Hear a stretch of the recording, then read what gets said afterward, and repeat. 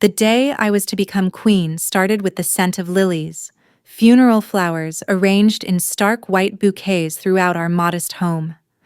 A mockery, perhaps, of what awaited me. Outside, rain pelted the window panes.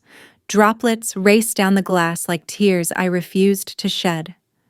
My wedding day, my 18th birthday, my burial. "Olivia, stand still," my stepmother hissed, yanking the corset strings tighter until my ribs compressed and breathing became a luxury. Her cold fingers brushed my pale blonde hair, tucking loose strands behind my ears with unusual gentleness that felt more threatening than her typical cruelty. "You look almost presentable." The white dress hung from my frame like a shroud. It had been my mother's, the only thing of hers I had left. A delicate silver pendant rested against my collarbone, another remnant of her, a crescent moon embracing a small star. "As long as you wear this, I am with you," she'd whispered before the illness took her 5 years ago, before my father remarried, before he, too, disappeared into the embrace of death, leaving me at the mercy of a woman who saw me as nothing but a tool. In the mirror, a ghost stared back. Pale skin, light hair, eyes too large and haunted for my thin face. I could almost hear my mother's voice. "Some people break, Libby. Others bend until they become unbreakable." The pendant caught the dim light.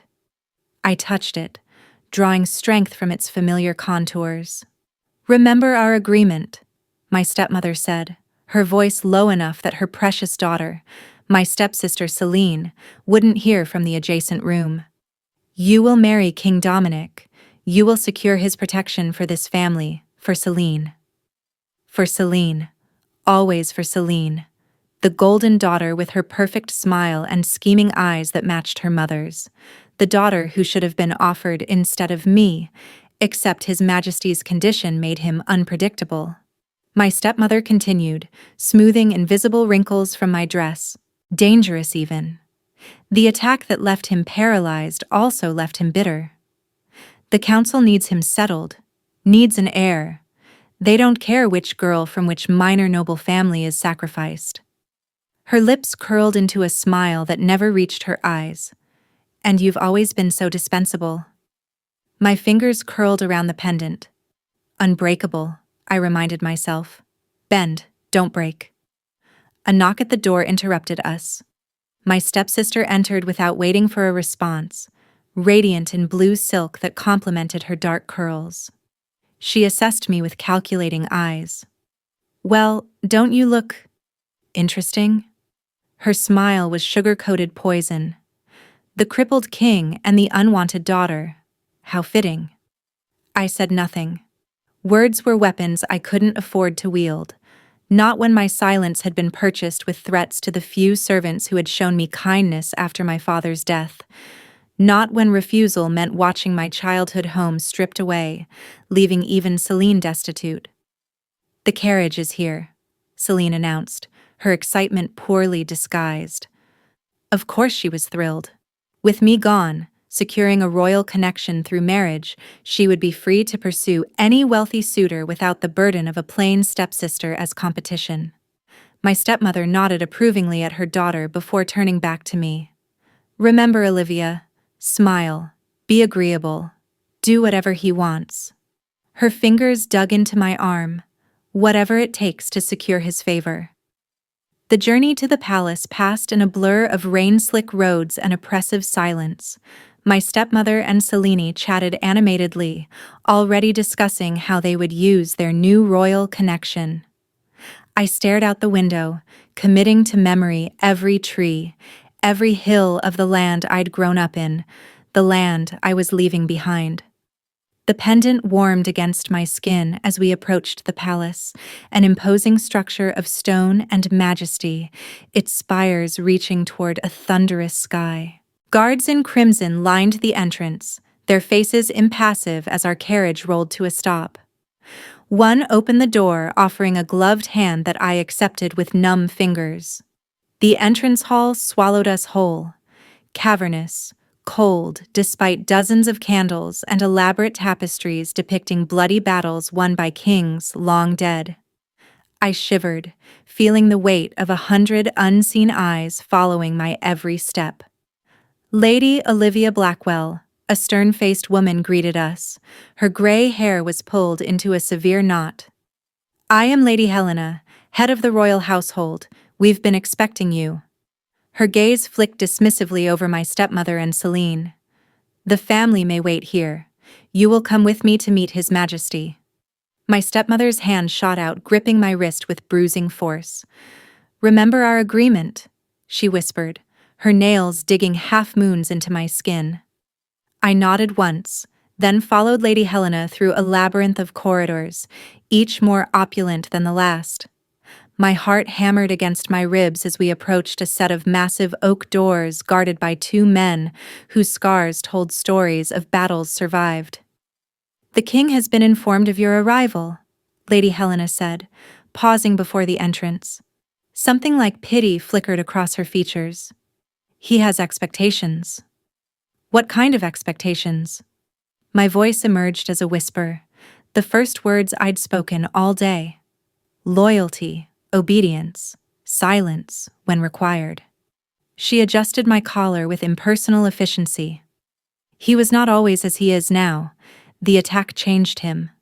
4 years confined to wheeled chairs and bedchambers have not improved his temperament." "Why me?" I asked, the question that had haunted me since the arrangement was announced. Lady Helena's expression remained unreadable. "The king makes his own choices for his own reasons. It is not for us to question." She hesitated, then added, "Be careful with your words. He has lost the use of his legs, not his ability to destroy those who displease him." The doors swung open before I could respond. The royal chamber was cast in shadows, heavy curtains drawn against the daylight, a single fireplace providing both warmth and illumination. At first, I saw only silhouettes: the massive 4-poster bed, bookcases lining the walls, a desk covered in maps and documents. Then my eyes adjusted, and I saw him. King Dominic Everett, sovereign ruler of Ravenwood, sat in a wheeled chair of dark wood and leather near the fire. At 32, he was older than I had expected, though the harsh angles of his face retained a devastating beauty that rumors hadn't exaggerated.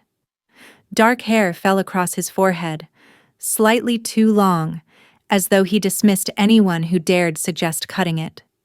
His shoulders, broad and powerful, strained against a black shirt partially unlaced at the throat.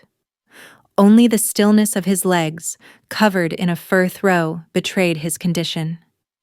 His eyes found mine across the room, amber flecked with gold, reflecting firelight like a predator's in the dark. Something cold and calculating lived in that gaze, something that assessed my worth and found it wanting in a single glance.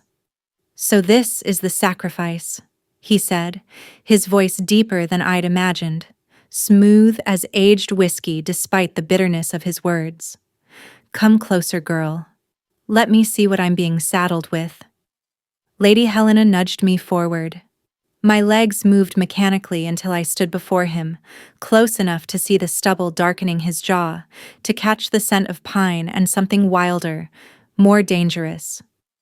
"Your Majesty," I managed, attempting a curtsy that felt clumsy under his scrutiny. He studied me with the detached interest one might show a mildly curious specimen. Then his hand shot out, fingers catching my chin in a grip firm enough to startle, but not harm. "They said you were plain," he mused, turning my face toward the firelight. "I suppose that's true enough by conventional standards, but there's something in the eyes." His thumb brushed my lower lip, the touch sending an unwelcome shiver down my spine. "Tell me, Olivia Blackwell, do you know why you're here?" "To marry you, Your Majesty." The words tasted like ash. A smile curved his lips, devoid of warmth. "Yes, but do you know why you? Why not your stepsister, the pretty dark-haired one I was originally offered?" My heart stuttered. This was information I hadn't been privy to. I don't. Your stepmother thinks me a fool, he continued, releasing my chin to wheel himself toward a table bearing crystal decanters. She thinks a paralyzed king is a desperate king, that I would accept any girl thrust before me without question. He poured amber liquid into a glass with practiced ease. What she fails to understand is that my condition has made me more observant, not less. He took a slow sip, eyes never leaving mine. I chose you, Olivia Blackwell, not the other way around. The room seemed to tilt beneath my feet. Why? The question escaped before I could contain it. Because when I sent my representatives to assess potential brides, you were the only one who showed kindness to a servant who dropped a tray, the only one who helped an old gardener when no one was watching. His gaze intensified. The only one who didn't look at my emissary with disgust when he mentioned my condition. I remembered that day. The royal representatives visiting our home, my stepmother parading Celine before them like prize cattle. I had been relegated to serving refreshments, invisible as always. Tomorrow you will become my wife, he stated, matter of fact. You will become queen. Your family will receive the protection and status they desire. He wheeled closer until his knees nearly touched the hem of my dress. And in return, you will be mine completely. Do you understand what that means? I swallowed hard, the weight of his words pressing against my chest. I believe so, Your Majesty. No, he said softly, dangerously. You don't. But you will. He reached out again, this time his fingers finding the silver pendant at my throat. Something flashed in his eyes. Recognition, surprise. An interesting trinket, he murmured, releasing it as though it had burned him. Leave now. Rest. Tomorrow comes sooner than you think. Lady Helena materialized at my side, guiding me toward the door. As we reached the threshold, the king's voice stopped us. Olivia. I turned, finding his gaze locked on mine across the dimly lit chamber. I may be broken, he said, his voice carrying an edge that raised goose flesh along my arms. But I am far from powerless. Remember that before you consider following in your stepsister's footsteps. The doors closed behind us with a sound like a coffin lid falling shut. Lady Helena led me through silent corridors to my temporary chambers, a luxurious prison where I would spend my last night as Olivia Blackwell before becoming Queen Olivia Everett, wife to a king whose eyes held secrets as dark as the shadows he surrounded himself with. As the door closed behind Lady Helena, I clutched my mother's pendant, pressing my forehead against the cool window glass. Rain continued to fall, washing away the world I'd known. Tomorrow, I would become queen to a broken king who had chosen me for reasons I couldn't fathom. Tomorrow, I would step into a life I hadn't chosen but couldn't refuse. Unbreakable, I reminded myself as a single tear escaped. Bend. Don't break.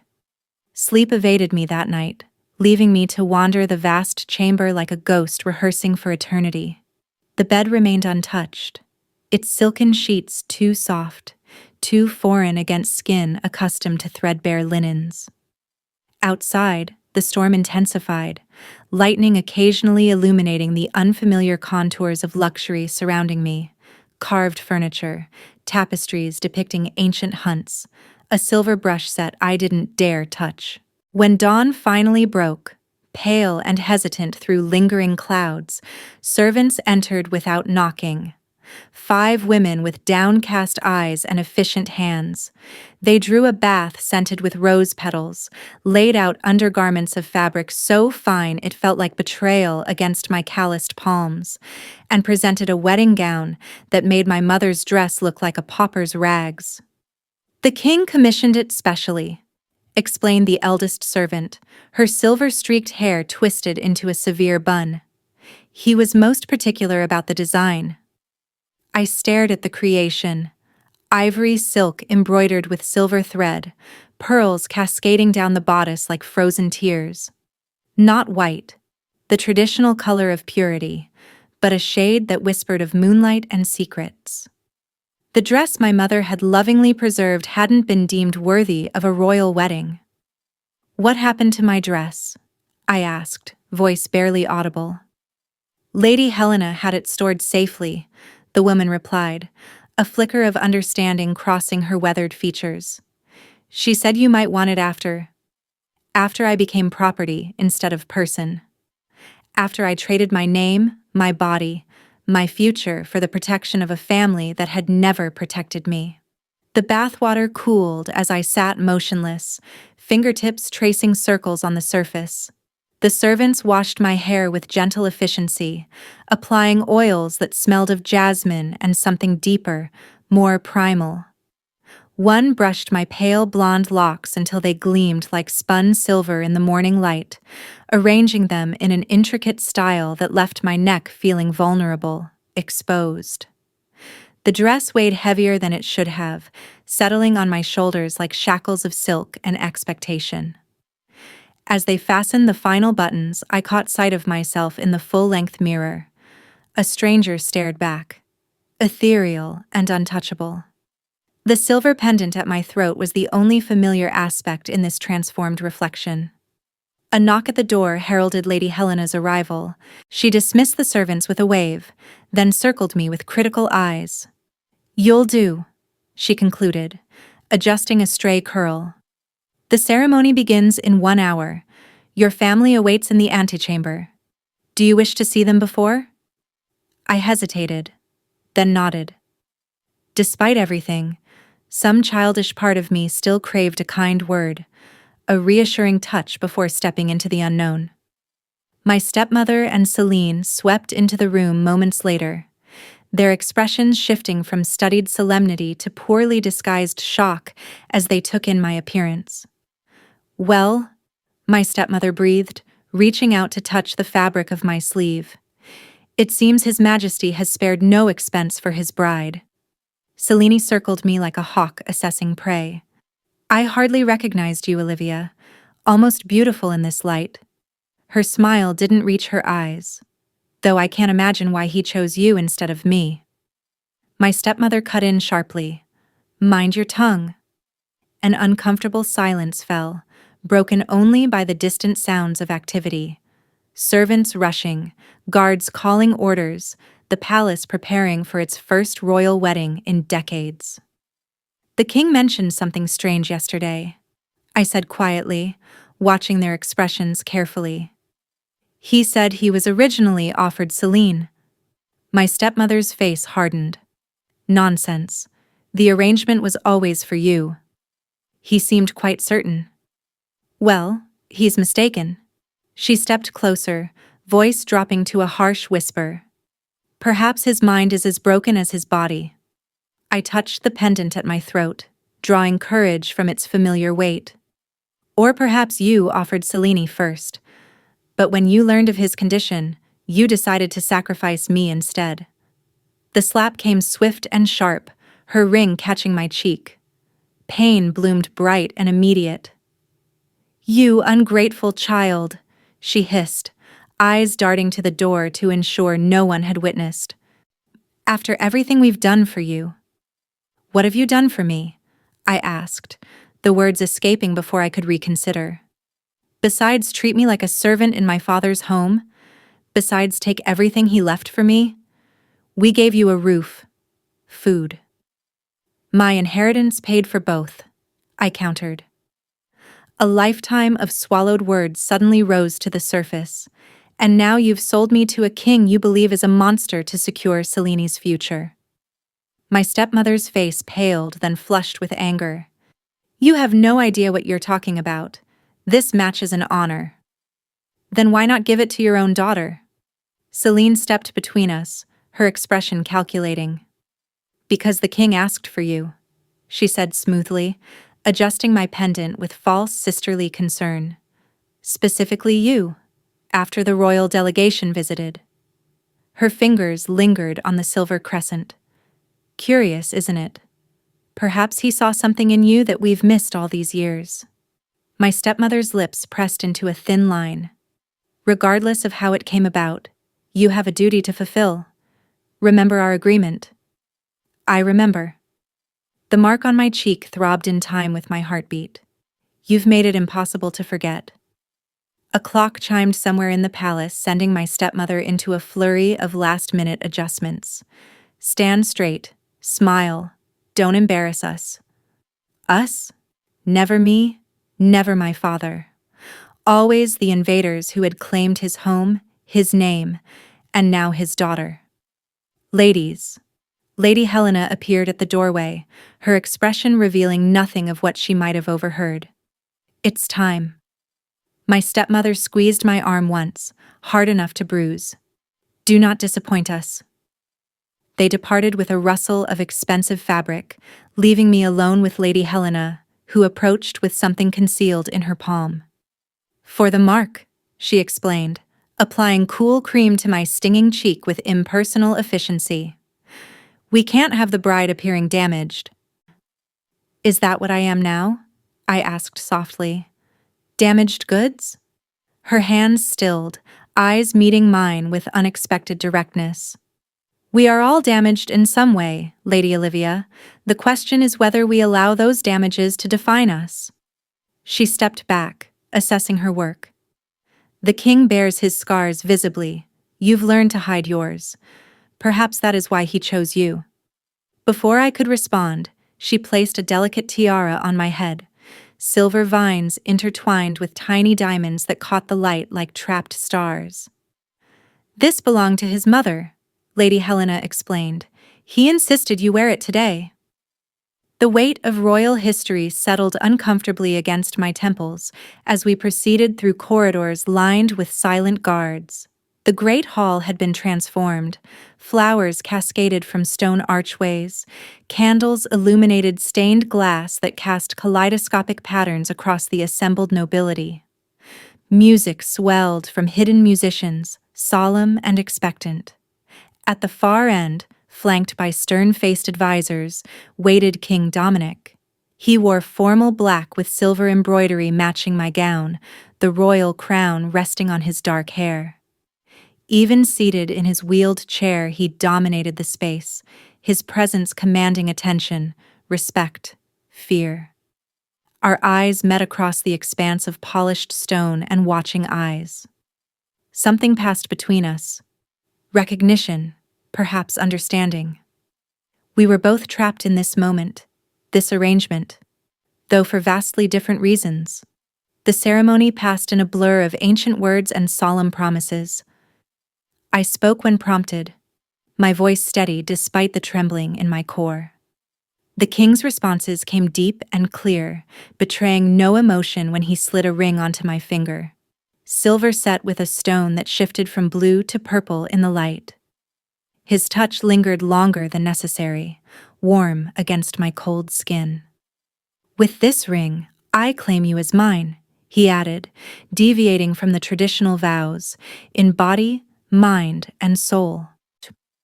Murmurs rippled through the assembly at his departure from protocol. The officiating elder hesitated, then continued as though nothing unusual had occurred. I now pronounce you husband and wife. Long live King Dominic and Queen Olivia. The hall erupted in rehearsed cheers as the king raised my hand in his. His grip was firm but not painful. His eyes never left mine, searching for something I couldn't name. The feast that followed was an elaborate affair. Course after course of delicacies I'd only heard of, wines from regions I couldn't pronounce. I sat beside my new husband on a dais elevated above the celebrating nobles, hyper-aware of his presence, his occasional glances, the careful distance he maintained between us. My stepmother and Celine dined at a table of honor, already ingratiating themselves with influential courtiers. Watching them, I realized they'd achieved exactly what they wanted. Connection to power without the burden of actually serving it. Your cheek, the king said suddenly, his voice low enough that only I could hear. Someone struck you this morning. I froze, the wine chalice halfway to my lips. It was nothing, Your Majesty. His fingers brushed my jaw, turning my face toward the light. Don't lie to me, Olivia. Not today. Not ever. The gentleness of his touch contrasted with the steel in his voice. Was it your stepmother? I hesitated, then gave a slight nod. Something dangerous flashed in his amber eyes. For what reason? I questioned her about why she offered me instead of Celine. His jaw tightened. And what was her response? She denied it. Said the arrangement was always for me. A cold smile curved his lips. Interesting. Consider it a wedding gift that I don't have her removed from the celebration for laying hands on my queen. He released my face, reaching for his wine. Though the night is young, I may change my mind. The casual threat sent a chill through me. Please don't. It would only create more problems. He studied me over the rim of his chalice. You defend her still. After everything, I defend peace, I corrected. And I've had precious little of it in my life. Something shifted in his expression. Surprise, perhaps, or respect. A diplomatic answer. You may make a suitable queen yet. He set down his wine, gesturing to a servant. But remember this, Olivia. You are no longer at anyone's mercy but mine, and I do not share what belongs to me. Dancing followed the feast, nobles twirling in practiced patterns across the stone floor. I remained beside the king, watching with him from our elevated position, acutely aware of the whispers, the sidelong glances, the speculation about what would happen when night fell. They wonder if I can still perform as a man, he observed, his voice tinged with bitter amusement. If my paralysis extends to all functions or merely my legs. Heat rushed to my face. Your Majesty. Dominic, he corrected. When we are alone or nearly so, you will use my name. Dominic, I repeated, the syllables strange on my tongue. I don't think it's appropriate to discuss such matters here. And where would be appropriate? Our bedchamber, perhaps? His smile was wolfish, predatory. We'll get there soon enough. Before I could respond, a commotion erupted near the entrance to the great hall. Guards moved swiftly, surrounding a figure who had apparently tried to force entry. The music faltered. Conversations hushed as the disruption was dragged before the dais. A young man, perhaps 20, with wild eyes and disheveled clothes, struggled against the guard's grip. Your Majesty, he shouted, dropping to his knees. I beg an audience. My village on the northern border. We're under attack. Dominic straightened, all traces of sardonic amusement vanishing from his features. Release him, he commanded. Explain yourself. The guards reluctantly loosened their hold. The young man rose unsteadily, bowing low. Forgive the intrusion, Your Majesty. I rode 3 days without rest. The Blackwood clan has crossed the border. They burned our fields, took our children. His voice broke. They said it was payment for your sins. A hush fell over the hall, heavy with tension and fear. I glanced at Dominic, startled by his expression. Rage, yes, but also something like guilt flashing across his features before being masked by regal control. When did this occur? He demanded. 5 days ago, sire. I left immediately. Dominic turned to the stern-faced man at his right, Lord Commander Ellis, I'd learned during introductions. Assemble the royal guard. We ride at first light. Murmurs of shock rippled through the assembly. The king hadn't left the palace in 4 years, not since the attack that left him paralyzed.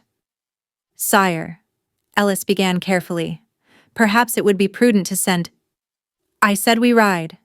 Dominic cut him off, voice brooking no argument. I will not sit idle while my people suffer for my past actions. His gaze swept the stunned nobility. The celebration is concluded. Return to your homes and prepare your men. Any house that fails to answer this call will be considered treasonous. The hall erupted into chaos. Nobles hurrying to depart, servants scurrying to clear tables, guards receiving hasty orders.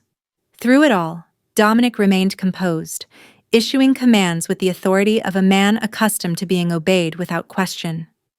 I sat motionless beside him, forgotten in the sudden shift from celebration to crisis. My wedding night, it seemed, would not proceed as the whispers had predicted.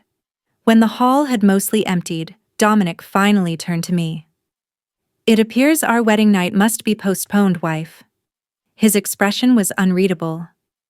"Lady Helena will show you to the royal chambers. I have preparations to make." "You're truly going?" I asked, unable to mask my surprise. "But your condition—" "My condition," he interrupted coldly, "does not prevent me from leading my men. I've adapted my methods, not abandoned my responsibilities." His eyes narrowed. "Or did you marry a man you believed a complete invalid?" "No," I said quietly, my fingers finding the silver pendant at my throat. "I married a king I know nothing about, who's sending himself to potential death on our wedding day." Something softened briefly in his gaze. "Death and I are well acquainted, Olivia. He's had 4 years to claim me and has yet to succeed." He reached out, his fingers brushing the pendant.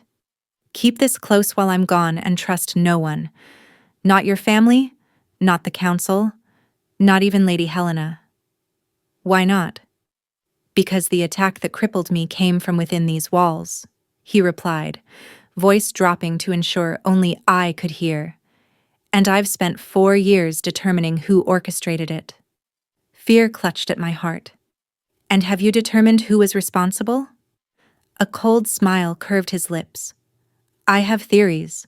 The Blackwood clan doesn't move without direction. Payment. Someone wanted me weakened or dead."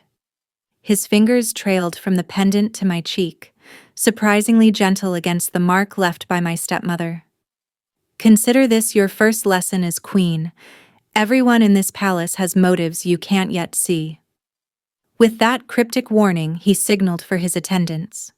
2 men materialized from the shadows, helping him navigate the wheeled chair away from the dais and toward a side entrance, leaving me alone on the throne, a new queen abandoned on her wedding day with enemies she couldn't identify, and a husband she didn't understand riding toward danger that might have been meant for him all along. I clutched the pendant, my mother's final gift, and wondered if I would be a widow before I'd truly been a wife. Morning arrived with the thunderous departure of the royal forces, hundreds of men on horseback, armor glinting in the dawn light, banners snapping in the wind. From my chamber window high in the eastern tower, I watched them assemble in the courtyard below. Servants scurried between mounted knights, delivering last-minute provisions and messages. Lords in polished armor sat straight back atop massive war horses, their expressions grim with purpose. At the center of this martial symphony sat my husband of less than a day.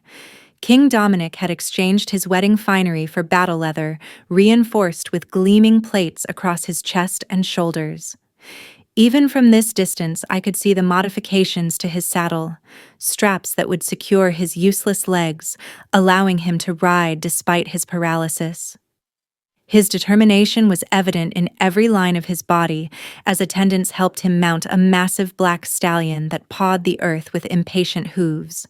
A knock at my chamber door drew my attention from the window. Lady Helena entered without waiting for permission, her face arranged in its customary mask of efficiency. "Your Majesty," she said, dipping into a perfunctory curtsy that acknowledged my new status without conveying true deference. "The king requested I deliver these before his departure." She placed a heavy ring of keys on the bedside table, followed by a sealed letter bearing the royal insignia. "He also instructed me to inform you that in his absence, you are to attend all council meetings and act with his authority in matters that cannot wait for his return." Surprise must have shown on my face, for Lady Helena's mouth tightened disapprovingly. "The council will not be pleased," she continued. "They expect a figurehead queen, not a ruling one, particularly one so inexperienced." I straightened my spine, channeling a confidence I didn't feel. Then they will be disappointed. A flicker of something, amusement perhaps, crossed her features before disappearing. Indeed. The first meeting convenes at midday. I suggest you review the contents of His Majesty's letter before then. She moved toward the door, then paused. Your stepmother has requested an audience this morning. I took the liberty of denying her, until you've had time to settle into your role. Thank you, I replied, genuinely grateful for the reprieve. Don't thank me yet, Your Majesty. I merely follow the king's instructions. Her gaze swept over me, assessing. He left explicit orders regarding your family's access to you. Perhaps you should ask yourself why. With that enigmatic statement, she departed, leaving me alone with the keys and the sealed letter. The wax cracked easily under my thumb, revealing Dominic's strong, slashing handwriting. Olivia, by now you've been informed of your temporary authority in my absence. This is not a gesture of trust, but of necessity. The council will attempt to manipulate you, Lord Harrington through flattery, Lady Blackthorn through intimidation, Duke Reynard through charm. Trust none of them completely. The keys grant you access to my private study adjacent to our chambers. Inside the left desk drawer, beneath a false bottom, you'll find journals detailing my investigations these past 4 years. Read them, memorize them, then burn them. Your stepmother will attempt to leverage your new position for her benefit. Whatever promises you made to her before our marriage are now void. Remember, you answer to no one but me. I ride to the northern border not merely to address the Blackwood threat, but to meet with someone who claims to have information about who orchestrated the attack that left me as I am. Should I not return, the information in those journals will be your only protection. The pendant you wear. I've seen it like before. Ask your mother's family about its origins when time permits. Until my return, D. I read the letter twice more, then held it to the candle flame, watching the parchment blacken and curl into ash, just as he'd instructed me to do with the journals. Outside, a horn sounded, the signal for departure. I returned to the window in time to see Dominic lead his forces through the palace gates, his back straight despite the contraption holding him in the saddle, his crown replaced by a helmet that caught the morning light. For a moment, just before he passed beneath the portcullis, he looked up directly at my window as though he'd known I'd be watching. The distance was too great to read his expression, but I raised my hand in a gesture that was neither quite farewell nor blessing. He inclined his head slightly, then turned forward and was gone, swallowed by the shadows of the outer wall, riding toward danger I couldn't fathom for reasons he'd shared only in fragments. When the last soldier had departed and the courtyard stood empty save for servants resuming their duties, I turned my attention to the keys. There were 7 in total, each distinct in shape and size.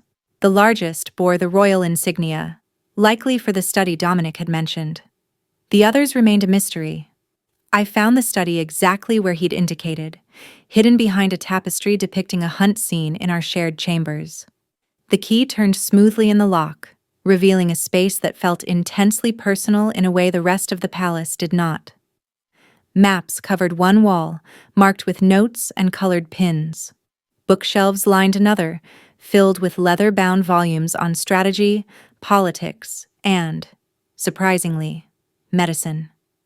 The desk dominated the center, a massive piece of dark wood scarred with use, its surface covered with orderly stacks of documents and correspondence. The left drawer opened with a slight creak. The false bottom took longer to discover, cleverly designed to appear seamless. Beneath it lay 3 journals bound in black leather, their pages filled with the same slashing handwriting as the letter. I gathered them to my chest and retreated to a chair near the window, where light would make reading easier. Hours disappeared as I immersed myself in Dominic's meticulous record of the past 4 years. The first journal began with his recovery from the attack. The pain, the rage, the humiliation of learning his legs would never again support him. His writing in those early entries was almost violent, the pen sometimes tearing through the paper with the force of his anger. They think me broken. Perhaps I am. But a broken sword can still cut if wielded with purpose. As weeks progressed into months, his focus shifted from self-pity to cold calculation. He began cataloging every noble who had visited the palace the week of the attack, every servant who had access to his chambers, every guard who might have been bribed to look away at a crucial moment. The second journal detailed his theories about who might have orchestrated his attempted assassination. The Blackwood clan, the same group now attacking the northern villages, had been the weapon, but someone else had aimed it. Someone with access, knowledge, and motive. Lord Harrington stands to gain the most financially if I die without an heir. His daughter was once promised to me before I chose another. His pride never recovered. Lady Blackthorn controls the eastern supply routes. She opposed my taxation reforms openly in council. She has connections to the Blackwoods through her late husband. Duke Reynard presents himself as my closest ally. Yet his ambition is poorly disguised. He commands more men than any other noble. A regency under his control would make him king in all but name. Names and suspicions filled page after page, connections drawn between seemingly unrelated events, a web of conspiracy that expanded with each entry. The third journal, most recent and most disturbing, introduced new theories about foreign involvement, neighboring kingdoms that might benefit from Ravenwood's instability. And then, on the final pages, a name that made my blood run cold: Lord Frederick Blackwell, my father. Evidence suggests Frederick Blackwell may have been involved in the early planning stages, though he died before the attack was executed. His sudden illness raises questions. Was he eliminated because he developed a conscience or to silence him? His widow remarried with suspicious haste. Her new husband, Lord Caldwell, has connections to the Treasury, access to funds that might have paid the Blackwood assassins. Their daughter Celine was offered as a bride, a transparent attempt to place someone loyal to them in my bed. My confidence. I chose the other daughter instead, Olivia, the one they tried to hide away, the one with her father's eyes and, I suspect, his true loyalty. The pendant she wears. I've seen its match. Frederick wore one identical to it when we met 5 years ago to discuss the border treaties. He claimed it was a family heirloom with protective properties. Superstitious nonsense, I thought then. I'm less certain now. The journal ended there. The final entry dated just 3 days before our wedding. I closed the leather cover with trembling hands, my mind reeling from revelations that reshuffled everything I thought I knew about my family, my father, my husband. If Dominic's suspicions were correct, my father had been involved in the plot that ultimately crippled the king, but had perhaps tried to withdraw, resulting in his sudden illness.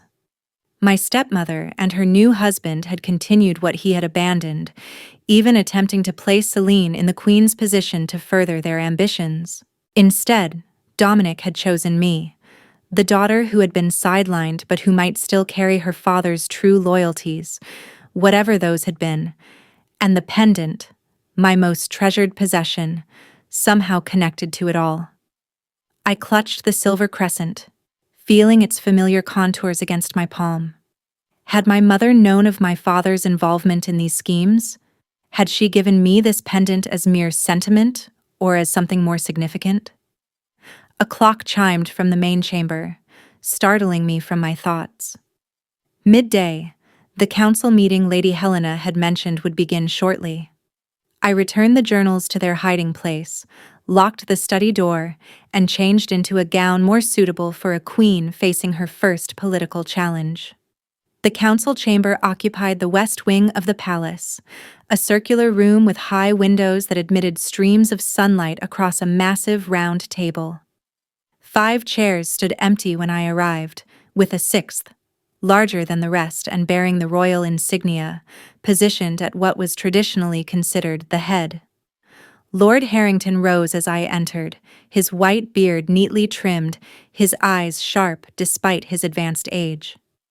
"Your Majesty," he said, bowing with practiced courtesy that didn't quite reach his expression. "We were not expecting you." "Yet here I am," I replied, moving toward the king's chair with more confidence than I felt. "At my husband's request." Lady Blackthorn, a severe woman with steel-gray hair twisted into an elaborate knot, made no effort to hide her disapproval. "With all due respect, Your Majesty, these meetings deal with matters of state that require experience." "I'm sure they do," I agreed pleasantly, taking my seat. "Which is why I'm here to learn." Duke Reynard, younger than the others and handsome in a calculated way, smiled with practiced charm. "We are, of course, delighted by Your Majesty's interest in governance." His eyes, pale blue that reminded me of ice over deep water, assessed me with unconcealed curiosity. "Though these are troubling times for such education." The other council members, Lord Commander Ellis, recently returned from escorting the king's party to the city limits, and Chancellor Mororo, a thin man with ink-stained fingers, exchanged glances but remained silent. "I believe," I said, folding my hands on the table before me, "that troubling times are precisely when education becomes most valuable." I met each of their gazes in turn, lingering on those Dominic had specifically named as suspects. "Shall we begin?" The meeting progressed with obvious tension. Reports of border skirmishes beyond the Blackwood incursion. Treasury concerns about funding for the military campaign. Diplomatic messages from neighboring kingdoms offering assistance that came with too many strings to be trustworthy. I listened more than I spoke, noting how each council member presented information, what they emphasized, what they glossed over, what they seemed reluctant to address directly.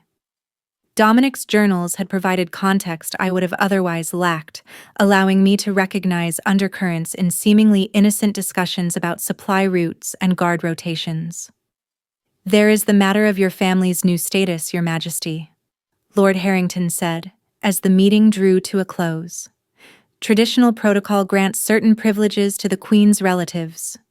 "Indeed," Lady Blackthorn added with false concern. "Your stepmother has already inquired about suitable accommodations within the palace." I kept my expression neutral, remembering Dominic's warning. "My stepmother and stepsister are comfortable in their current residence. There's no need for them to relocate at present." "But surely," Duke Reynard interjected smoothly, "you would want your family close during His Majesty's absence for comfort and support." "His Majesty is my family now," I replied, rising from my seat to signal the end of the discussion. "And I find I'm quite capable of managing without additional support." Frustration flickered across their faces, subtle, quickly masked, but present nonetheless. They had expected a naive girl they could manipulate, not someone willing to stand firm against their first attempts at influence. As the council members departed, Chancellor Mororo lingered, approaching my chair with a deferential bow. "Your Majesty," he said softly, his voice barely above a whisper. "Might I have a private word?" I hesitated, then nodded, motioning for the guards to remain outside as the chamber door closed. "You should know," he began, eyes darting nervously to the doorway, "that the king values my discretion. I have served as his personal secretary in certain delicate matters." "You've helped with his investigations," I surmised, watching his face carefully. Relief flashed across his features. "Then he's told you?" "Good." I wasn't certain how much he would share before departing. He withdrew a folded paper from his sleeve. "This arrived by messenger this morning. I thought it prudent to deliver it directly to you, rather than through the usual channels." The paper bore no seal, no identification. Inside, a single sentence written in an unfamiliar hand. "The wolf hunts the hunter at moonrise." "What does it mean?" I asked, though I suspected I already knew. "It's a warning," Mororo replied, his voice tight with anxiety. The king's contact in the north, the one with information about the assassination attempt, believes they've been discovered. Moonrise refers to 3 nights from now. My heart sank. The king rides into a trap. Mororo nodded grimly. So it would appear. I've already dispatched our fastest rider to attempt to intercept His Majesty, but he may not reach them in time, I finished for him, or at all, if the roads are being watched. Precisely. I stared at the cryptic warning, feeling the weight of responsibility settle more heavily across my shoulders. Dominic had ridden north, chasing answers about who had orchestrated his attack 4 years ago. Answers that might implicate my own father, my stepmother, even members of the council I'd just faced. Now he was heading directly toward those who had tried to kill him before, and might well succeed this time. Chancellor, I said, decision crystallizing as I spoke. I need you to arrange a private meeting with Lady Helena immediately, and find someone who can tell me more about this. I touched the silver pendant at my throat. Its origins, its meaning, anything. The pendant, Your Majesty? Confusion creased his brow. The king believes it's significant, connected to all of this somehow. I tucked the warning message into my sleeve, and right now I need every advantage I can find if I'm to keep my husband alive.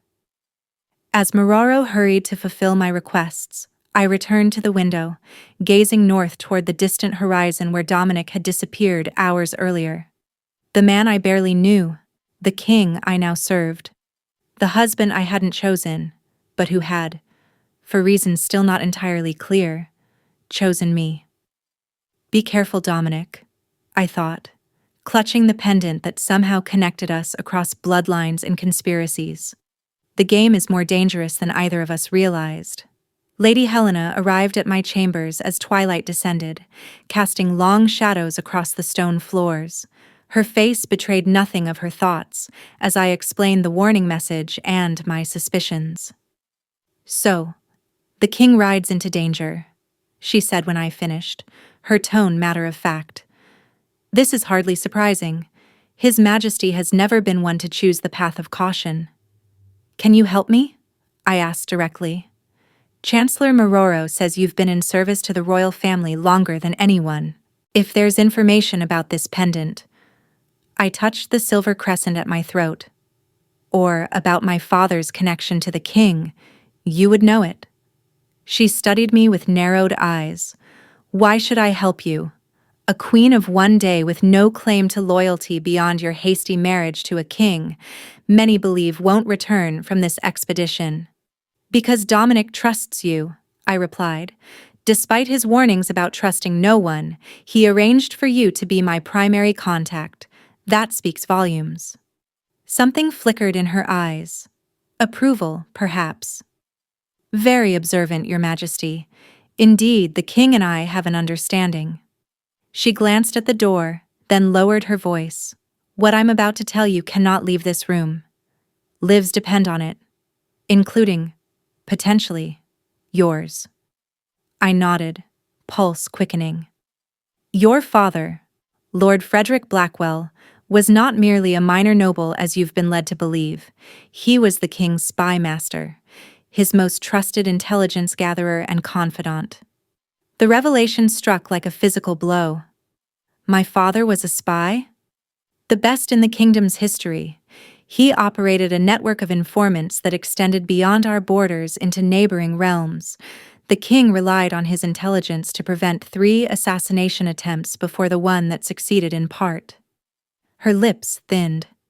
When your father died suddenly, that network fragmented. Some believe it was no coincidence that the successful attack on the king occurred barely 2 months after Lord Frederick's death. I sank into a nearby chair, mind reeling. But Dominic's journals suggested my father might have been involved in the plot against him. A theory the king developed before recovering certain documents, Lady Helena explained. More recent evidence suggests your father may have discovered the plot and been eliminated because of it. She approached, eyeing the pendant. May I?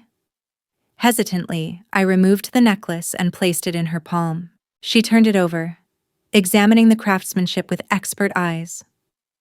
"As I suspected," she murmured. "This is no mere trinket. The crescent moon was the symbol used by your father's most elite operatives. The star within represents an operative's child, a potential successor." Her gaze met mine, sharp with new assessment. "Your mother gave you this on her deathbed?" I confirmed, voice barely above a whisper. "Then she knew she was preparing you in her way." Lady Helena returned the pendant. Lord Frederick trained all his top agents to recognize these symbols. If the king noticed it, he would have realized immediately what it signified, that you were your father's daughter in more ways than one. "That's why he chose me instead of Celine," I concluded, understanding dawning. "He thought I might have been trained as my father's successor." "Were you?" I shook my head, confusion clouding my thoughts. "No, at least not that I'm aware of. My father taught me to observe people, to read expressions, to remember details. He told me they were games to sharpen my mind." "Those weren't games, Your Majesty," Lady Helena said softly. "They were training. Basic tradecraft taught to children with potential. Had he lived, you would have been fully brought into his confidence when you came of age." She straightened. "The king must have hoped your training went further than it did."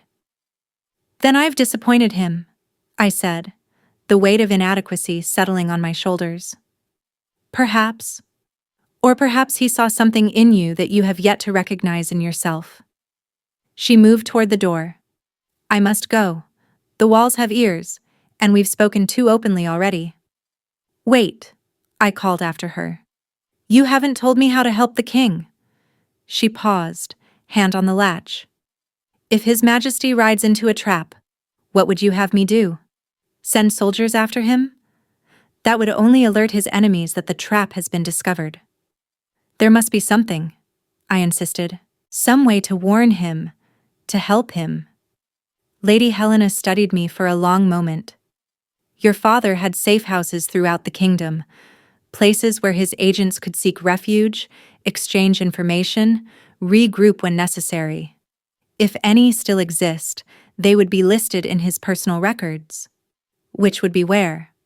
"That," she replied with the ghost of a smile, "is something only his successor would know." After she departed, I paced the royal chambers, frustration mounting with each turn. My father had been the king's spy master. I had been unwittingly trained in basic espionage techniques. The pendant marked me as a potential successor to his network. And somewhere, my father had hidden records that might contain information about safe houses where Dominic could seek shelter if warned of the trap. But where would such records be kept? Not in our family home. My stepmother had ransacked every corner after his death, searching for valuables, overlooking nothing of potential worth. Not in his business offices. Those had been sold to cover debts that I now suspected were fabricated by my stepmother and her new husband. I touched the pendant, remembering my mother's words. "As long as you wear this, I am with you." Had she meant more than maternal sentiment? Had she been trying to tell me something about the necklace itself? With trembling fingers, I examined the silver crescent more carefully than I ever had before. The craftsmanship was exquisite, the metal seemingly seamless. But as I applied pressure to different points, I felt a slight give, near where the star connected to the moon, a hidden mechanism.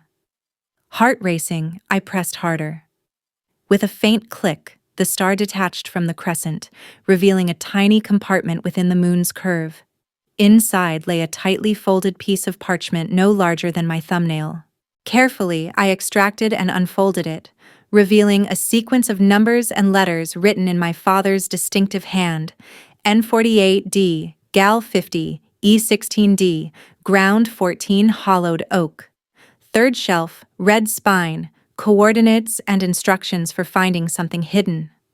But where were these coordinates? And how could I possibly reach them in time to help Dominic? A knock at the chamber door interrupted my thoughts. Chancellor Mororo entered, his thin face drawn with anxiety. "Your Majesty, forgive the intrusion. There's been a development." He glanced nervously over his shoulder before continuing. "The rider we dispatched to warn the king never left the city. He was found in the stables with his throat cut." Cold fear gripped my heart. "Then we have no way to warn Dominic." "Worse," Mororo continued, voice barely audible. "I've received word that Duke Reynard has been sending private messages to the northern borders for weeks, messages that coincide with reported Blackwood clan movements." "He's the traitor," I whispered, pieces falling into place. "He lured Dominic north." "It appears so, and with the king gone and the royal guard accompanying him." Mororo didn't need to finish. The palace was vulnerable. I was vulnerable. "Chancellor, I need a map of the kingdom, the most detailed you can find, with latitude and longitude markings." He looked puzzled but nodded. "Of course, Your Majesty. But may I ask why?" "Because I believe I know how to find my father's records," I replied. "And they may be our only hope of saving the king." The map arrived within the hour. A massive, meticulously drawn representation of Ravenwood and its surrounding territories. With trembling fingers, I located the coordinates from the hidden note. They marked a location deep in the forest that bordered our family estate, a place I'd visited often as a child. "The old library," I whispered, memory surfacing.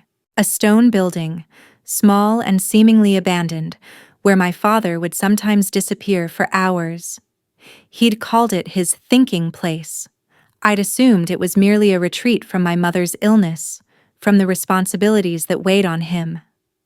Now I understood it had been much more." "Your Majesty?" Mororo looked confused. "I know where we need to go," I said, decision crystallizing, "and we must leave tonight." "Leave the palace?" Alarm colored his voice. "That would be extremely dangerous. Duke Reynard has men positioned throughout the city. If he realizes you've discovered his betrayal—" "Then we must ensure he doesn't realize it," I interrupted. "I need a trusted escort, minimal and discreet. We'll travel under cover of darkness." I studied the map again, calculating distances. If we ride hard, we can reach the location by dawn, retrieve what we need, and still have time to send warning north. Mororo looked torn between duty and fear. "The council will object to your departure." "The council doesn't need to know," I countered. "Not until we're gone. And if Duke Reynard attempts to seize power in my absence." I thought of the journals hidden in Dominic's study, of the evidence they contained. "Prepare copies of the king's private journals, the ones detailing his investigation into the assassination attempt. Have them ready to be delivered to every noble house in the kingdom should anything happen to me." I met Mororo's anxious gaze. Mutual assured destruction. If Reynard moves against me, his complicity becomes public knowledge. Understanding dawned in the Chancellor's eyes, followed by reluctant admiration. "Your father would be proud, Your Majesty. You have his strategic mind." "Let's hope I have his luck as well," I replied grimly. "We leave in 2 hours. Tell no one but those directly involved in our departure." As Mororo hurried away to make arrangements, I changed into riding clothes hidden beneath a hooded cloak. The pendant returned to its place around my neck, its secret compartment resealed, its weight both familiar and newly significant against my skin. By midnight, our small party, myself, Chancellor Mororo, and 4 trusted guards, slipped through a servant's gate and into the sleeping city.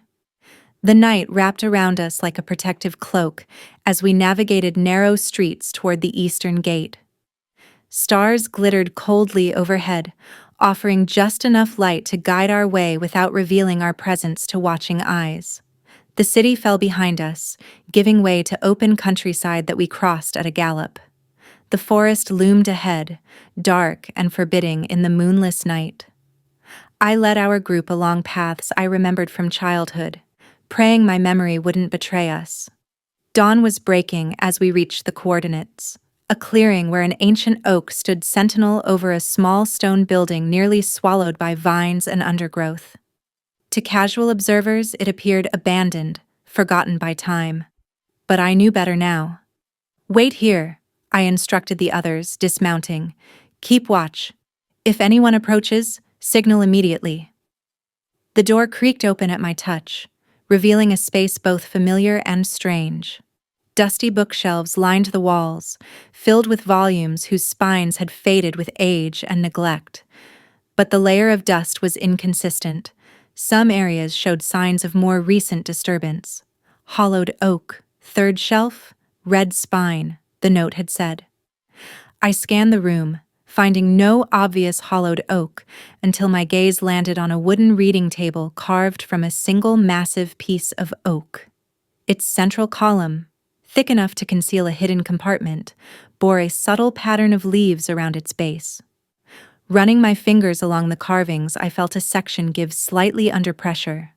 A click, followed by the whisper of wood sliding against wood as a hidden drawer opened at the base of the table.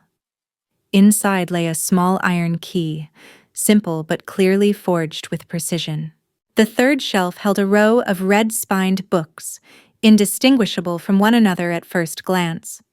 Closer inspection revealed subtle differences in the leather binding, the gilt lettering.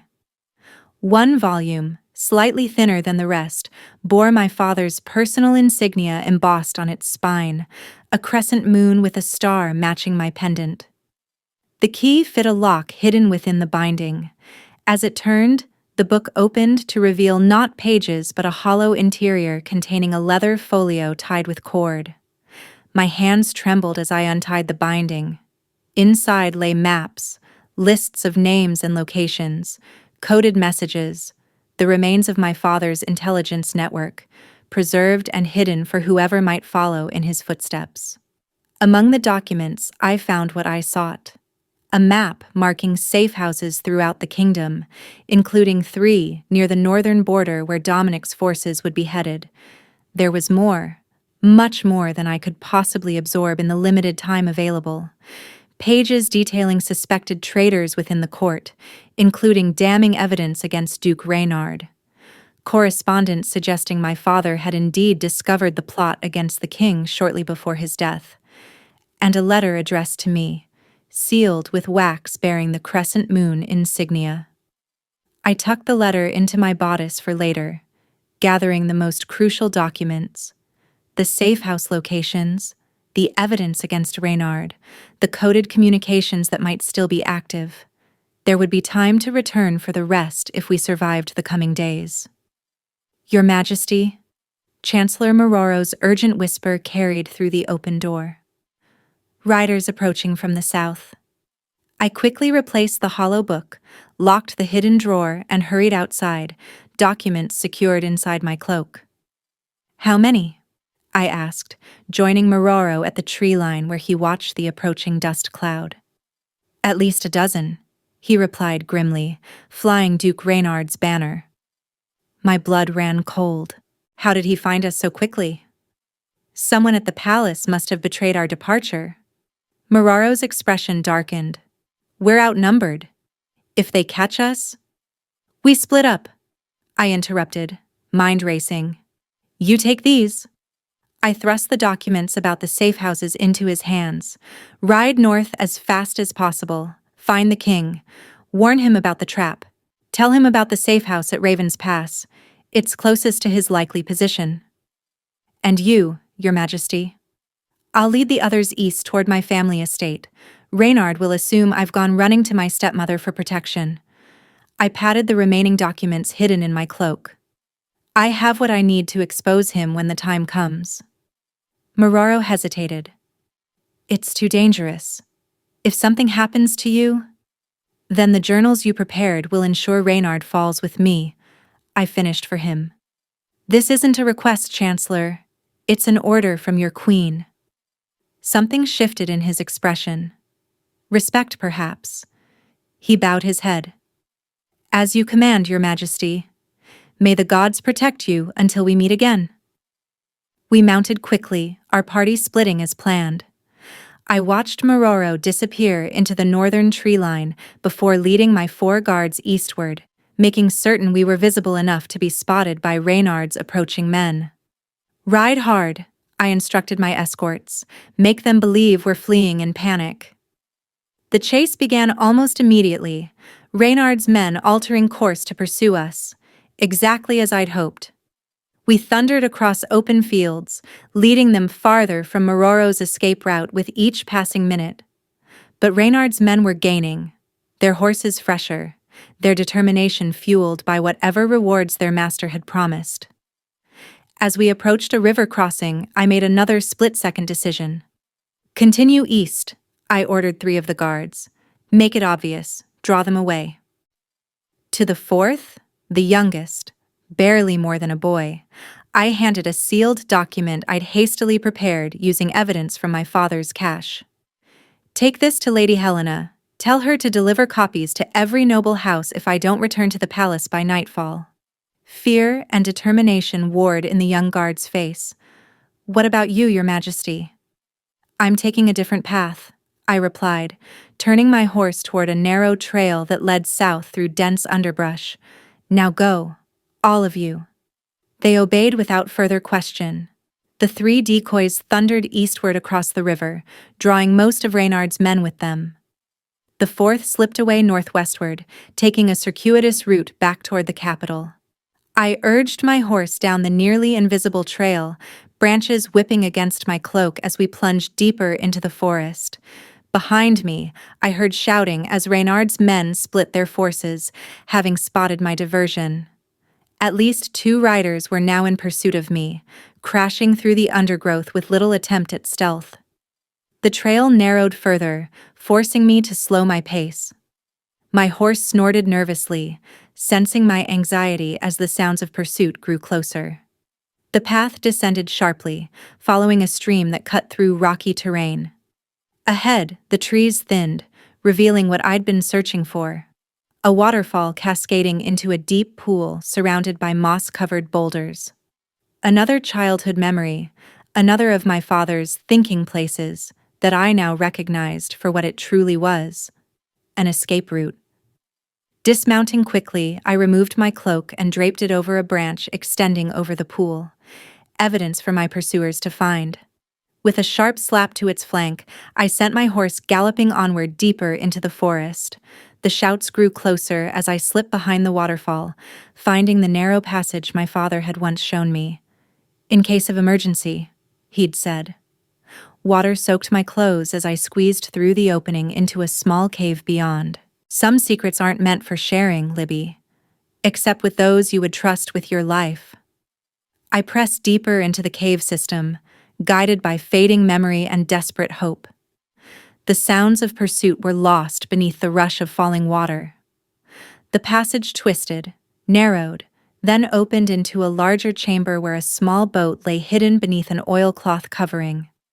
The underground stream would carry me away from danger to a small fishing village, if I navigated correctly, where I might find allies among those who still remembered my father with loyalty. As I uncovered the boat, my fingers brushed against something carved into its wooden seat, a crescent moon embracing a star. My father's legacy, guiding me still. Behind me, muffled voices echoed from the cave entrance. Reynard's men had found the passage. With no time to lose, I pushed the small craft into the dark water and climbed aboard, surrendering to the current that pulled me into the unknown. Whether I would reach the king in time, whether Mororo would successfully deliver his warning, whether I would survive to see Dominic again, all remained uncertain as darkness enveloped me. But one thing had become crystal clear: I was indeed my father's daughter, and I would fight with every skill, every resource, every ounce of courage I possessed to protect the kingdom he had served and the king I had married. The underground river carried me through darkness for what felt like hours, its currents alternating between gentle glides and heart-stopping rushes through narrowed passages. My world contracted to immediate sensations: the cold water occasionally splashing over the boat's edge, the scrape of stone against wood when the tunnel walls drew too close, the distant drip of water marking the passage of time. When light finally appeared, a pale blue glow ahead that gradually strengthened, I felt as though I was being reborn. The tunnel widened into a cavern where the river slowed, flowing peacefully toward an opening partially concealed by a curtain of trailing vines. Beyond them, daylight beckoned. I guided the small boat through the natural curtain and emerged into late afternoon sunshine. The river joined a larger waterway that curved through a meadow dotted with wildflowers. In the distance, smoke rose from chimneys, the fishing village I remembered from childhood visits with my father. My clothes had nearly dried during the long journey underground, but I still presented a disheveled appearance as I steered toward a weathered dock where several fishing boats were moored. An old man looked up from mending nets, his weathered face registering surprise as I approached. "Well now," he said, helping secure my boat with gnarled hands strong despite their age. "Been a long while since anyone came down the old escape route." His eyes narrowed with assessment. "You've got Frederick's look about you. His daughter, are you?" I nodded, surprised by the recognition. "Olivia?" "Thought as much. He spoke of you often." He glanced around cautiously before continuing. "Word spread about your marriage to the king, and other things too. Men asking questions, offering coin for information about any strangers passing through." He helped me onto the dock. "Come, you'll be wanting Marta's place. It's safe there." He led me through the village, taking a circuitous route that avoided the main pathways. Curious eyes watched from windows and doorways, but no one approached or called out. The atmosphere felt charged with unspoken tension. Marta proved to be a stern-faced woman of middle years, whose expression softened almost imperceptibly when my guide mentioned my father's name. Her cottage sat apart from the others, surrounded by a garden of herbs and flowers that provided both beauty and privacy. "Frederick's girl," she said, ushering me inside. "We wondered if you'd ever find your way here." She bolted the door behind us. Timing is either blessed or cursed, depending on how you look at it. "What do you mean?" I asked as she bustled about, setting water to boil and laying out bread and cheese on a scarred wooden table. "King's forces passed near here 2 days ago, headed for the northern border." She cast me a pointed look. "And yesterday another group followed, men without banners, moving silent as shadows, tracking the king's path." My heart sank. "How many?" 2 dozen, maybe more, well-armed, not Blackwood clan, too disciplined for those forest rabble. She placed a steaming mug before me. "Drink. You look half-drowned and fully exhausted." I sipped the herbal brew, its warmth spreading through my chilled body. "I need to get word to the king. He's riding into a trap."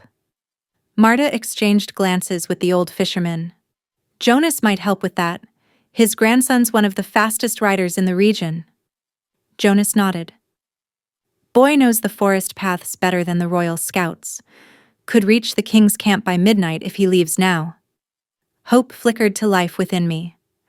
I can pay well for his service, and the king's gratitude would be substantial. "No need for payment," Marta said firmly.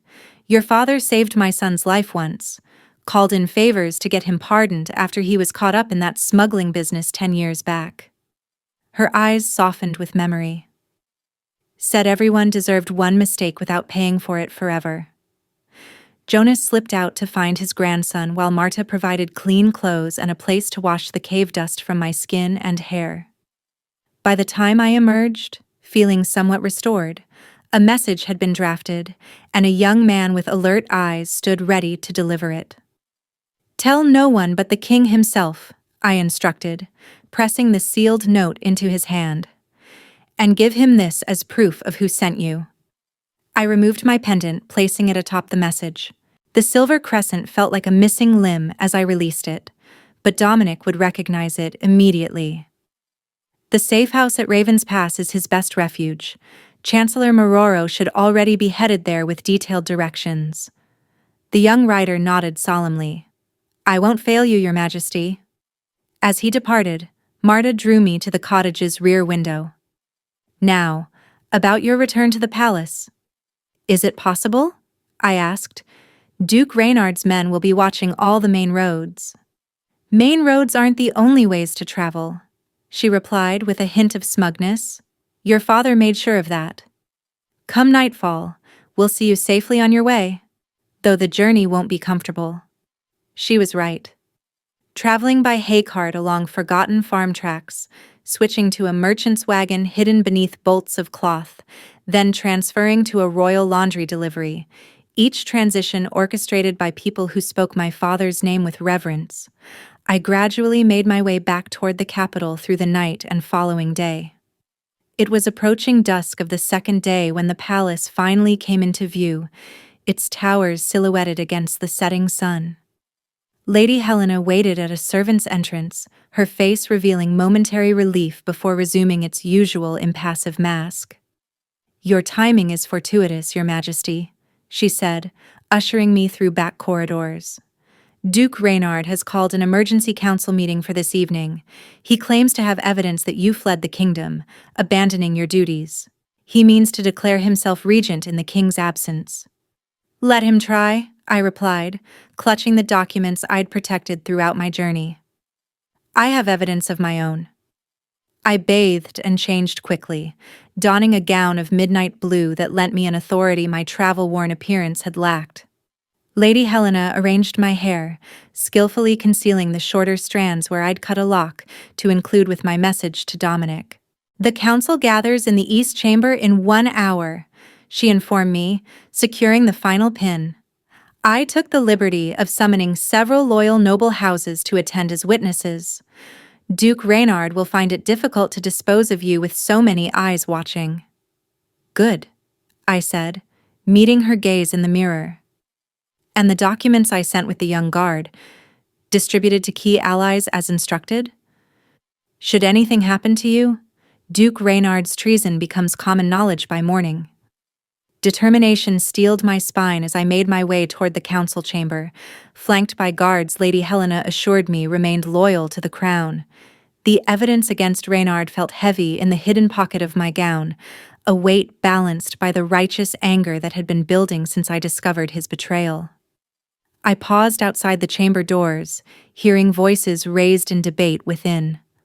Taking a deep breath, I nodded to the guards, who threw the doors open with ceremonial precision. Her Majesty, Queen Olivia Everett, announced the herald, voice carrying over the sudden silence that fell. Duke Reynard stood frozen mid-sentence, his face draining of color as I entered.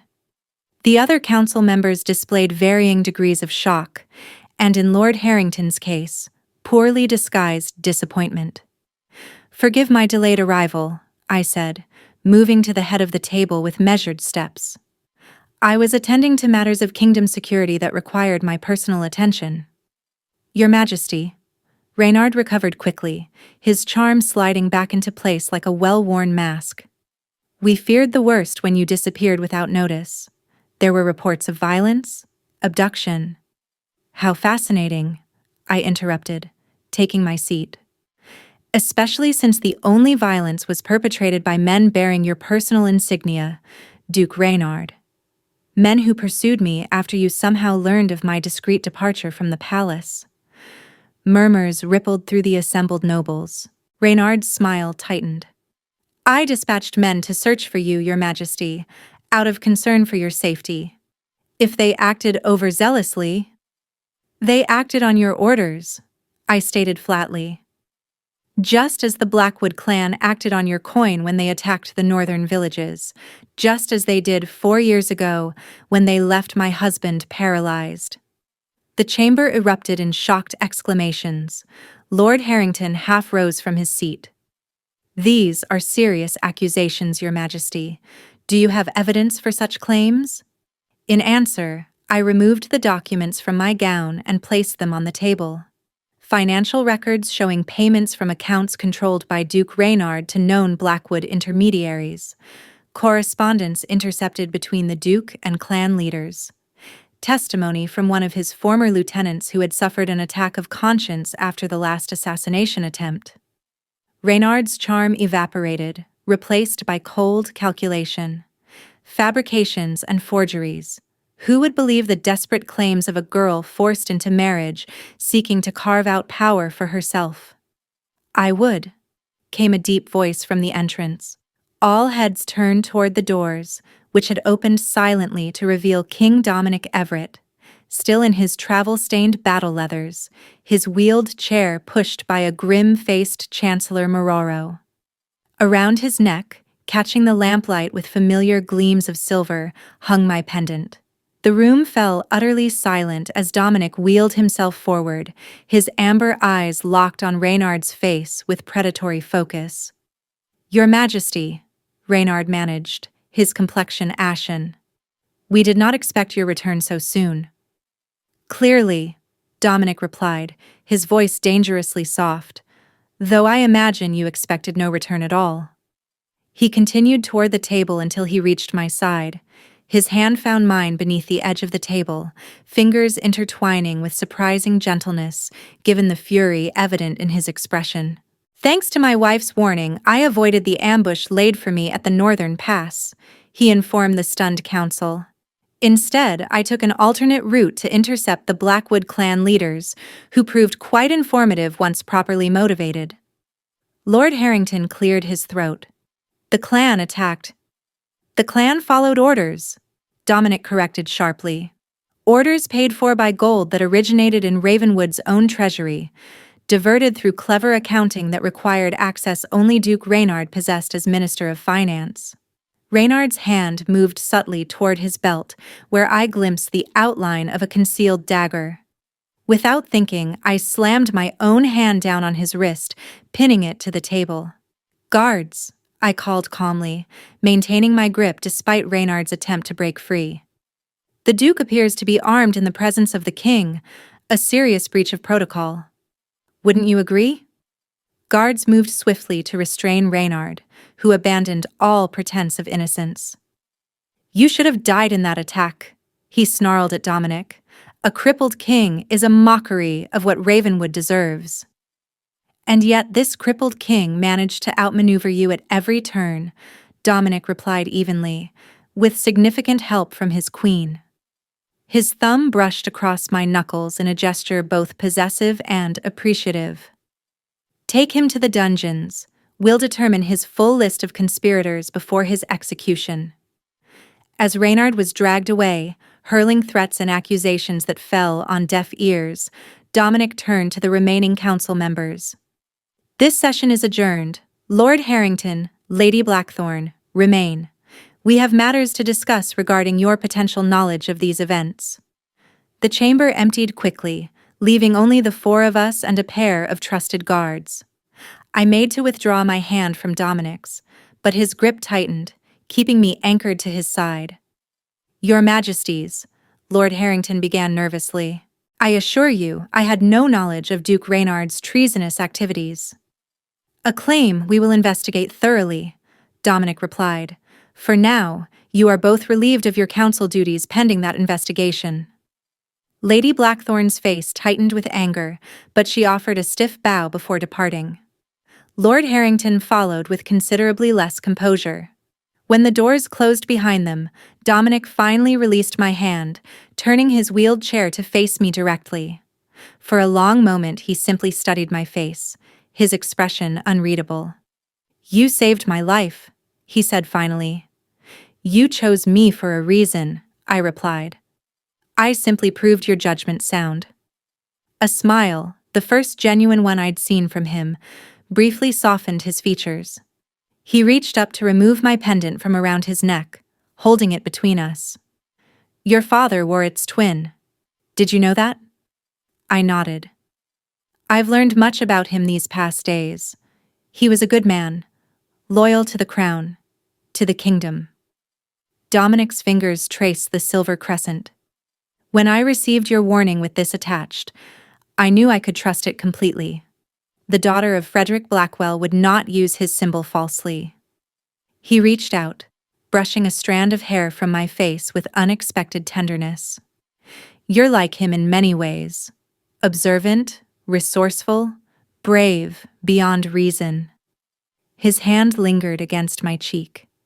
But you're also entirely yourself, Olivia. A queen who proved her worth within days of wearing the crown. Something warm unfurled in my chest at his words, at the respect evident in his gaze. I did what was necessary. You did what few would have dared, he corrected, lifting the pendant. May I? I turned, allowing him to fasten the necklace around my throat, his fingers brushing the sensitive skin of my neck in a touch that sent shivers down my spine. The familiar weight of the silver crescent settled against my skin, comforting in its return. There is much still to do, Dominic said, as I turned back to face him. Reynard's conspiracy likely extends further than we yet know. The Blackwood clan remains a threat to be neutralized, and the council requires restructuring with members we can trust. We'll face it together, I replied with newfound confidence. His amber eyes studied me with an intensity that made my breath catch. When I chose you as my bride, I sought a political alliance with Frederick Blackwell's daughter, a strategic decision to acquire your father's loyalty and resources.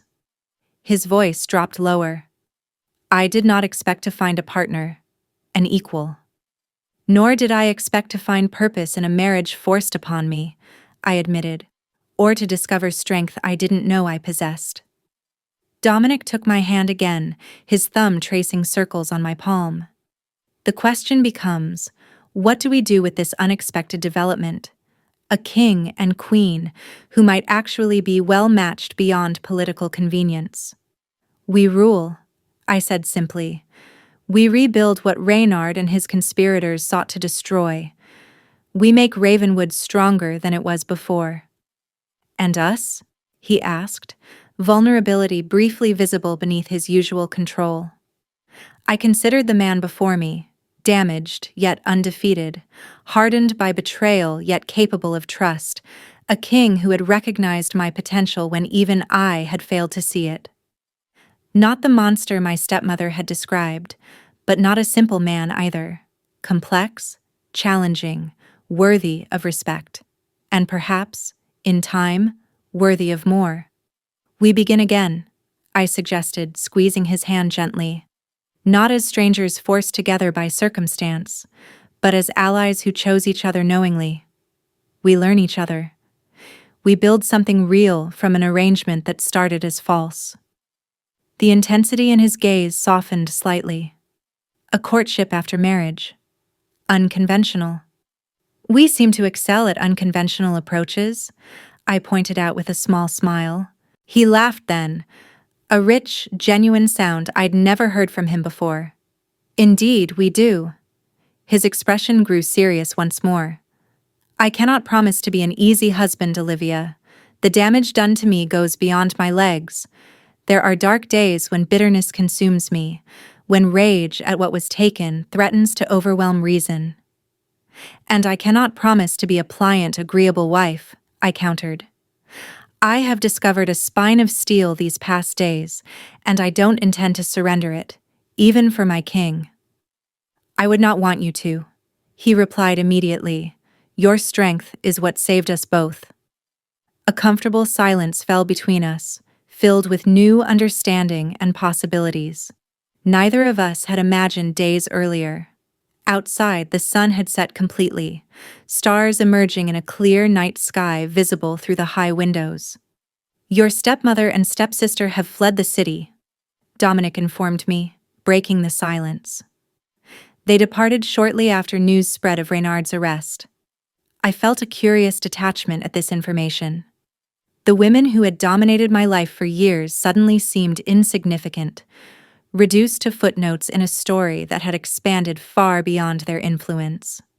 Let them go, I decided. They've lost everything they schemed for. That's punishment enough. Dominic nodded, approval evident in his expression.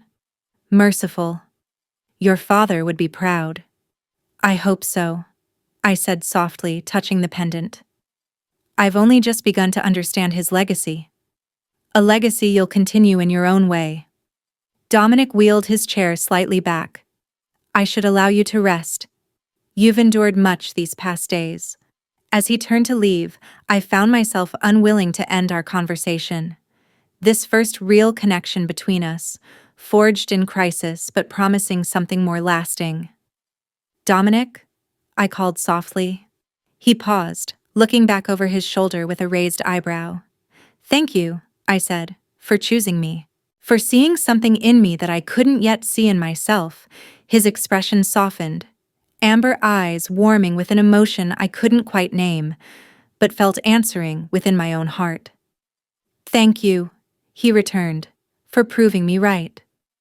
6 months later, I stood at the same window where I had watched Dominic right away on our wedding day.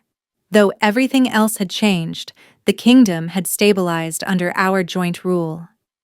His experience complementing my fresh perspective, my diplomatic approach balancing his more forceful tendencies. The council, restructured with trusted advisors, including Chancellor Mororo and Lady Helena, functioned smoothly.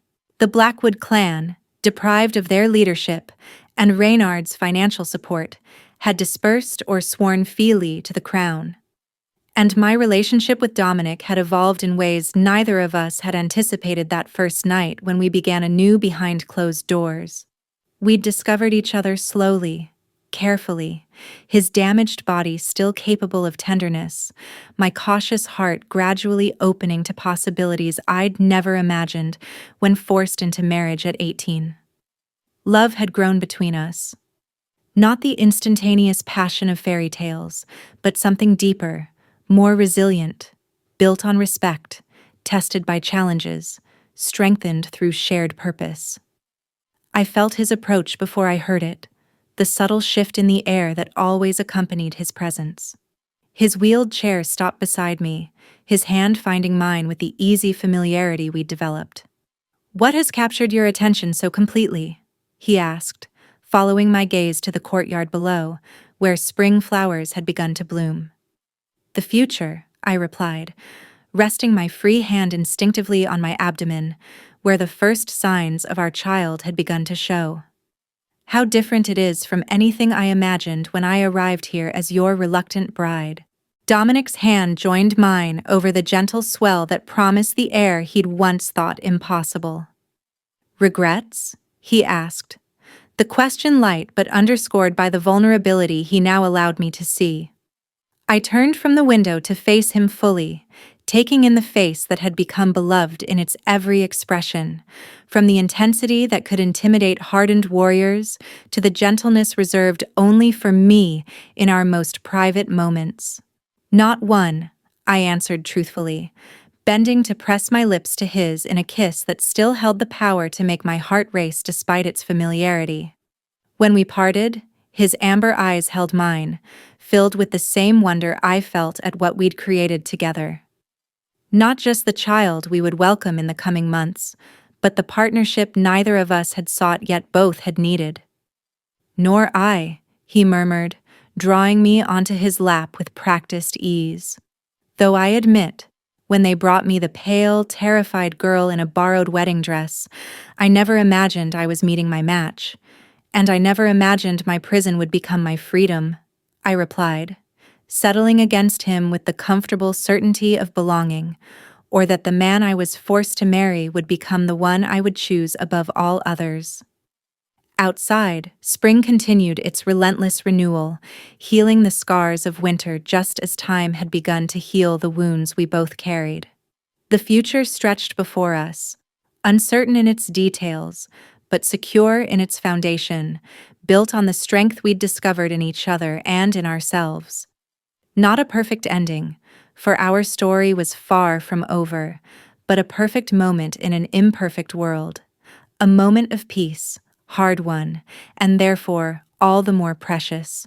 A moment I had earned step by painful step from the day I became a reluctant bride to a broken king, and discovered that sometimes the deepest wounds can lead to the greatest healing if we have the courage to face them together.